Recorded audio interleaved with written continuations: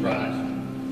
We will now see how difficult it was for the followers of Jesus to understand what was happening and why. We'll see what these events mean to us today. Jesus told his disciples in John 16:33, "These things I have spoken unto you, that in me you might have peace. In the world you shall have tribulation, but be of good cheer. I have overcome the world." These words are meant for us today as well. In a sinful world, we can have peace. In troubled times, we can have joy. This is only possible because Jesus came and died and rose again.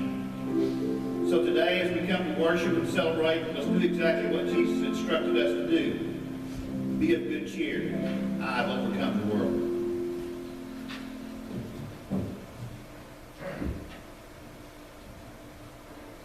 Good morning. My name is Mary Magdalene, and I am a follower of Jesus. I watched while Jesus was being crucified, my friends and I, from a distance. They nailed him to a cross, and then once they nailed him to a cross after he was crucified, they placed him in a tomb. They rolled a huge stone over the tomb to seal it. That was the preparation of the day before the Sabbath. So we went home and we prepared our ointments and our spices. And then we rested on the Sabbath according to the commandment. Very early in the morning of the week, first day of the week, my friends and I awoke early and we went to go and visit the tomb and prepare and place the ointments and spices that we had prepared to Jesus' body. I guess we were in a bit of state of confusion and shock after what had happened. And as we were going, we really hadn't even thought about how we were going to roll that huge stone away to get inside to see Jesus. But much to our surprise, when we got there, the stone had been rolled away. But as we went inside, Jesus' body was not there. So we looked around a bit puzzled and confused, and we saw an angel standing on the right side of me. We fell to the ground in fear, because we didn't know what was happening. But the angel spoke to us and said, "Do not be afraid. Are you looking for Jesus of Nazareth, the one that we crucified? Why do you look for him among the dead? For he is risen. He is not here. Don't you recall him telling us that he had to be delivered into the hands of sinful men and be crucified, and on the third day he would rise again?" And we did remember him telling us that. So we went off with fear and with joy to go and tell the apostles what we had heard and seen. But I don't think they believed us.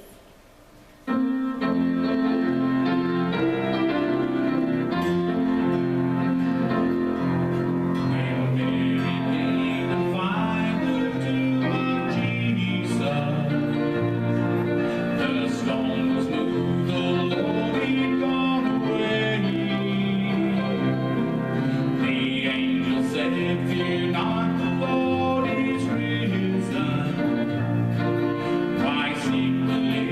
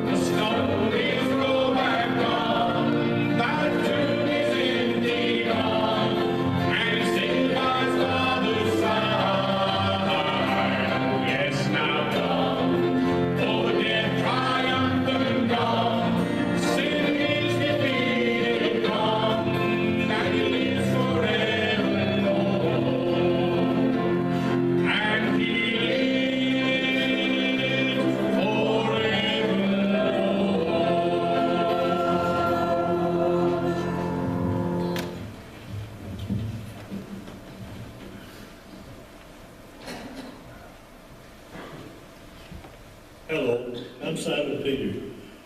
I'd like to tell you my story. My brother Andrew and I were fishermen in Galilee. We worked all night and hadn't caught a thing. And Jesus came by in the morning while we was washing our nets and to teach the crowd. He had a large crowd with him. So he got in our fishing boat and pushed out a little bit and taught the crowd. And when he finished teaching, he asked us to push out in deep water and put out our nets to catch fish. And even though we've been working all night, we did. And we caught fish till our nets started to break. And when it did, well, Jesus said, "Follow me, and I'll make you fishermen of men." And that night, my life changed forever. I seen all the miracles that he did, the healing, for years, and I loved him so. And I believed everything he said, and I even promised that I'd die for him. But in the night they came after him in the Garden of Gethsemane, I was bold. I cut off one of the ears of one of the servants of the high priest. And Jesus said, "Put up your sword," and I did. And later that night, I denied him. And I don't know how a person can be so bold, but yet so scared and so frightened in just a few hours. But it happens. But Jesus forgave me. And he showed me that he had use for me even after this. But that's another story, what I did later. Today, we want to talk about the tomb, the empty tomb. And after the third morning, we disciples were in a room, and we was all scared and grieving and panicked and without any direction. And Mary Magdalene and Joanne and Mary, the mother of James, came running in, and many other women came running in and said that the tomb was empty. And they'd been to the tomb, and it was empty. And I was amazed. I couldn't believe it for myself, so I ran to the tomb, being in unbelief. And I ran in, and there was nothing there except the linen cloth that had been wrapped in Jesus' body 3 days before. And the cloth that's wrapped around his head was wrapped neatly, folded, and placed to one side. And there was nobody, nothing in the tomb.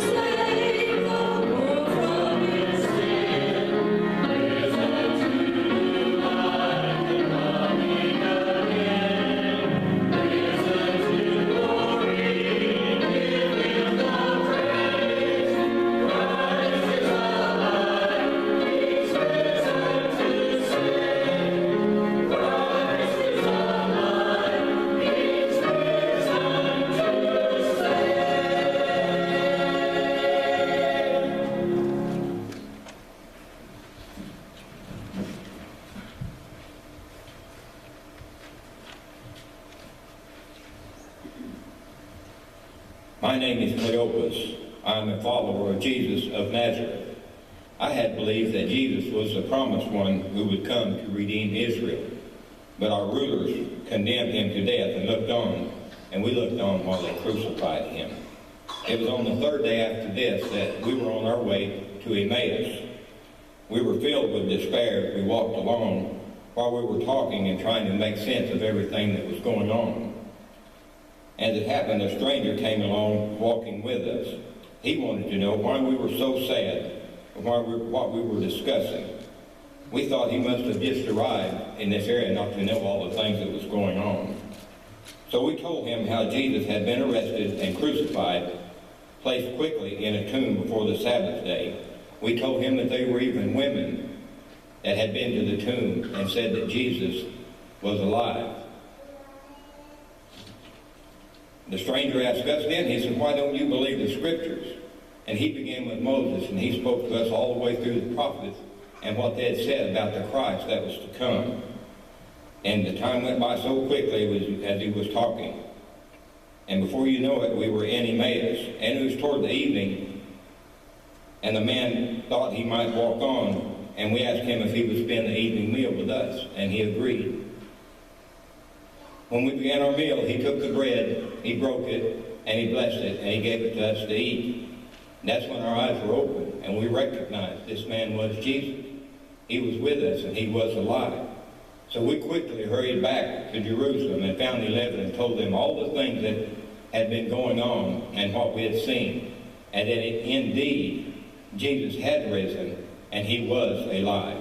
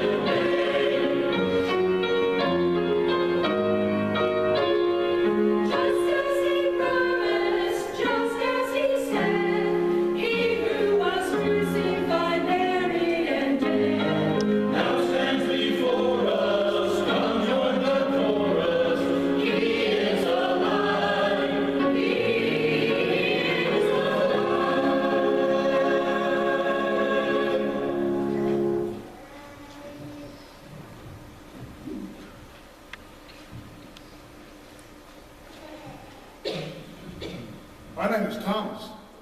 I'm one of the 12 apostles that was chosen to follow Jesus. We were all so different. The only thing we had in common was that we all loved Jesus and we followed him. But other than that, we were all very different. In fact, I was accused of being pessimistic and often called Doubting Thomas because the fact was I didn't believe. I just didn't believe. So Jesus tried to prepare us. Like when Lazarus died, he wanted to go back to Judea, and my opinion was, well, we just as well go back with him and die too. I had no idea what Jesus was about. But Jesus told us, he said, if you believe in God, believe in me. He also told us that he, in his Father's house, there was many mansions, and that if it wasn't so, he would tell us, and that if we would only follow him, that he would prepare a place for us also. And that we could be where he was. But I told him, I said, Lord, we have no idea. We don't know the way. There's probably some of you here today that know about Jesus, but you just don't believe he's really who he is. And all I can tell you is have faith. But anyway, they crucified Jesus. And some of the apostles gathered together, and I didn't even care enough to go be with them. And then they came and told me that he had appeared to them. And I told them I don't believe it. I just don't believe it. Not until I put my hand in the nail scar or put my hand in his side will I believe it. said, well, he appeared. He did. A couple of weeks later, we were all together again. This time I was with them. And suddenly, Jesus just appeared in the room. I mean, no door open, nothing. He just appeared in the room in our midst. And he looked straight at me and he said, Thomas, place your hand in the nail scar. Put your hand in my side. All I could say was, my Lord and my God. I believed.